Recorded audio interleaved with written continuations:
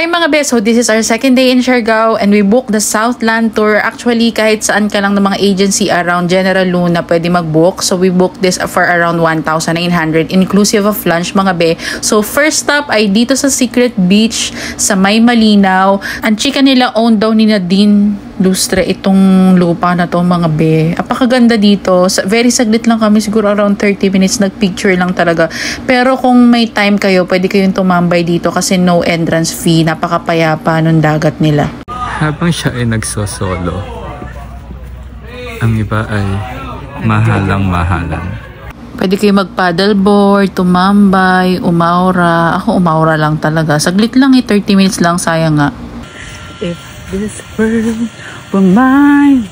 A boom, shakalaka-laka, boom, shakalaka-laka, boom, shakalaka-laka, boom. Alright, after dito sa Secret Beach ay pumunta kami dito sa another famous destination in Siargao, ang Coconut View Deck mga be. Eto na nga dito yung sikat na mga human drone. Hindi na ako nagpa-human drone kasi parang na-awkwardan ako. Pero go lang kayo mga be kasi support din yan sa mga locals. Ayan, si Vin na lang ang nag-human drone sa akin. Kaya naman niya.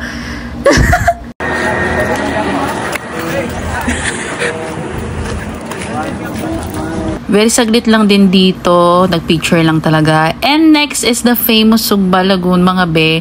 You will need to ride a boat going to Sugba Lagoon. Very smooth naman yung process kasi nga nakabook na kami ng tour. Yun din mga be, pwede nyo rin gawin tong tour na to na DIY, mag-rent kayo ng motor, ganyan. Pero dahil ayaw namin ma-hassle on our first days, yun, nag-book na rin kami ng tour. Siguro yung both ride around 30 to 45 minutes. And dito na rin kami pinakamatagal nag-stay mga be. Ang cute dito kasi pagdating nyo may bubungad sa inyo. Super nice here actually. Ito talaga yung parang mapapasabi ka na wow, Siargao na talaga. Kasi ito yung famous photo spot. Hindi ako tumalon dyan mga be as a duwag and parang hindi ko rin feel. Kaya ko naman pero ewan ko hindi ko feel nung time na yan. Charis.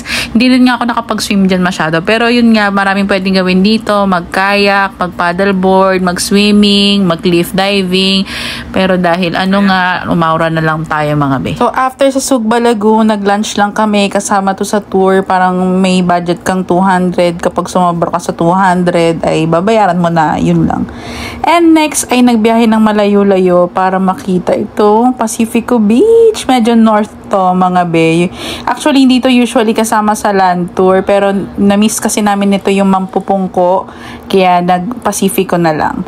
So next is dito naman another famous landmark in Siargao is the Maasin River. Ang sad nga, saglit lang din kami dito, nagpicture lang talaga. Siguro pag babalik ako ng Siargao, talaga magre-rent na lang ng motorcycle para mapuntahan tong mga ganito at makapag-stay na matagal-tagal. Ang ganda pa naman.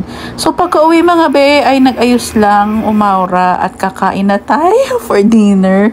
Hindi pa siya napagod doon sa lantern na yon. So for today's video, dito tayo sa Nudes. Nakita kasi namin ang daming tao. So tara, try natin. At syempre ang mga food dito, noodles, ramen, ganyan. Ang ganda nung setup niya kasi nasa second floor tas yun makikita mo yung mga katauhan. So ito yung in-order ko, nakalimutan ko na yung title, basta parang Hong Kong style na noodles. Masarap naman, medyo peanutty pala yan mga be. Saka parang umorder lang din kami ng chicken krapaw ba yun, basta yung maliliit na yan. And enjoy ko naman with the view of mga afam sa Siargao. Talaga namang mauumay ka sa dami nila mga be. Parang hindi na nga ako natutuwa. Chares. So after nyan, nag-inom kami dito sa Barrel. Mga be, dito pinakamura na cocktails. And masarap mga be. 120 lang yan. Kumpara mo sa ibang bar. Amaretto sour yan. Ang sarap niyan.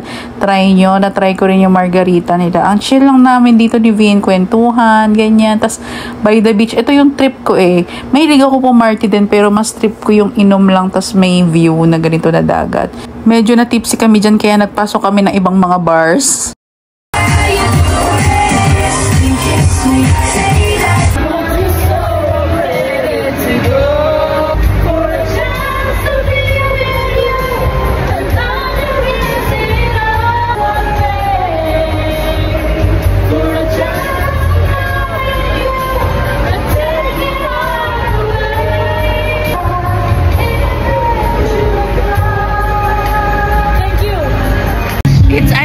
night.